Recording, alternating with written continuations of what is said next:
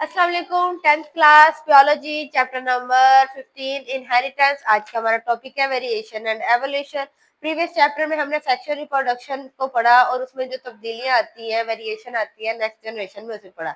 अब now two individual resulting from separate fertilizer, दो अलग लोग जो है बेटे वो आपस में फर्टिलाइज करते हैं, ठीक है, मैट करते हैं और उनसे एक नई चीज प्रोड्यूस होती है, जेनेटिकल आइडेंटिकल होती है। मेन सोर्स जो है वेरिएशन के, वो सेक्सुअली कैसे ये वेरिएट करते हैं आपस में, सेक्सुअली, ठीक है, सेक्सुअल रिप्रोडक्शन के थ्रू, ये जिसको हम डिस्कस करेंगे। Genetic combination produce through crossing over. Crossing over क्या है? जिसमें दो डिफरेंट, क्या कहते हैं, मतलब एक ही स्पीशी की दो अलग पॉपुलेशन आपस में फर्टिलाइज करती हैं, resulting in gametes with variation. क्या होता है? गमेट्स बनते हैं विद वेरिएशन, वेरिएशन के साथ उनमें थोड़ी बहुत तब्दीलियां होती हैं, ठीक है, मतलब कि वो एग्जैक्ट वैसा नहीं होता जैसा पेरेंट है, वैसे ही नहीं होते, उनसे थोड़ा सा अलग होते हैं। म्यूटेशन, म्यूटेशन बहुत जरूरी है, ये सोर्स है वेरिएशन का, मतलब इसकी वजह से तब्दीली आती है। म्यूटेशन आल्सो हैपन, ये कब होती है? जब गमेट्स फॉर्मेशन होती है थ्रू म्योसिस, म्योसिस के थ्रू जब गमेट्स बनते हैं। म्योसिस क्या कहते हैं, सेल की डिवीजन है जो रिप्रोडक्शन के लिए होती है, उसमें जब म्योसिस के थ्रू ये म्यूटेशन होती है और इसी के दौरान गमेट्स बनते हैं, मतलब कि एग और स्पर्म्स का बनना, ठीक है। फर्टिलाइजेशन, फर्टिलाइजेशन में one of million of sperm are combined. Millions of sperm, जब एक दफा फर्टिलाइजेशन होती है ना, तो बेटे एक टाइम में मिलियंस ऑफ स्पर्म प्रोड्यूस होते हैं और एग, पर उसमें से एक स्पर्म जो है वो जाके कंबाइन होता है एग के साथ, तो चांस जो होता है in the combination only egg the source, और वो एक भी अगर उसके साथ क्या करे, सरवाइव कर जाए, आगे नेक्स्ट स्टेप पे चला जाए, तो क्या होता है कि रिप्रोडक्शन हो सकती है। अगर वो मिलियंस में से भी एक भी उसके साथ अगर ना करे, एग के साथ उसकी फर्टिलाइजेशन ना हो, तो क्या होता है, आगे यू कह सकते हैं रिप्रोडक्शन नहीं होती, ठीक है। तो ये इन्वॉल्व होते हैं, चांस होता है involve in this combination also, ये सोर्स है वेरिएशन का, इससे भी वेरिएशन आती है। जीन फ्लो, जीन फ्लो क्या है? मूवमेंट ऑफ जीन, जीन की एक पॉपुलेशन से दूसरी पॉपुलेशन में मूव करना, ये भी वेरिएशन का फ्लो है, जैसे आपका आपके पेरेंट्स से आगे जाना और आगे वो जीन्स का, ठीक है।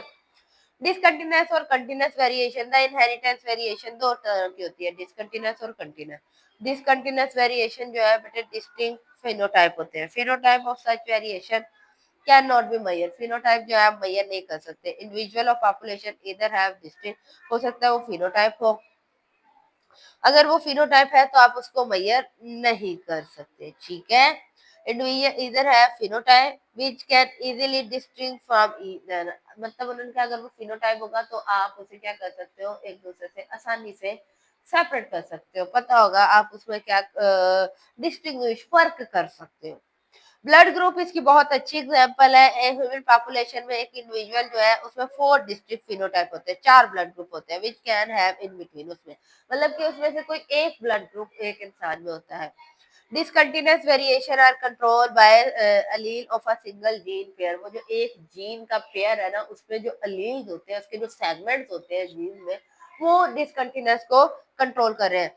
Environment has little effect, environment का थोड़ा बहुत इफेक्ट पड़ता है। कंटिन्यूअस वेरिएशन में फिनोटाइप जो है बेटे कंप्लीट रेंज होती है मेजरमेंट की, from one extreme to other, मतलब कि कंटिन्यूस जो चल रही है वेरिएशन, एक के बाद दूसरे में आ रही है, दूसरे के बाद तीसरे में आ रही है, उसमें क्या होता है, किसी का हाइट चेंज हो जाती है, वेट, फीट का, पाँव का साइज, इंटेलिजेंस, ये सारी एग्जांपल है। लेकिन हर ह्यूमन पॉपुलेशन में individual have a range of height, हर एक की क्या होती है, अलग हाइट होती है, सबकी हर वैरायटी की आपको हाइट मिलती है। नो पॉपुलेशन कैन शो, ऐसा नहीं है कि हर पॉपुलेशन, जितनी भी आबादी है उसमें सिर्फ आपको एक दो हाइटें मिले हैं, सब में अलग हाइट्स होती है। तो ये कंटिन्यूस वेरिएशन जो है ये कंट्रोल होती है जीन्स के थ्रू और अफेक्टेड होती है इन्वायरमेंटल फैक्टर्स में, मतलब जीन जिसे कंट्रोल करते हैं, लेकिन अगर इसमें कोई असर पड़ता है या ये चेंज होती है, क्यों? क्योंकि इन्वायरमेंटल फैक्टर्स की वजह से, आपके माहौल में तब्दीली आने की वजह से इनमें भी चेंजिंग आ जाती है। आज के लिए इतना ही काफी है, शुक्रिया।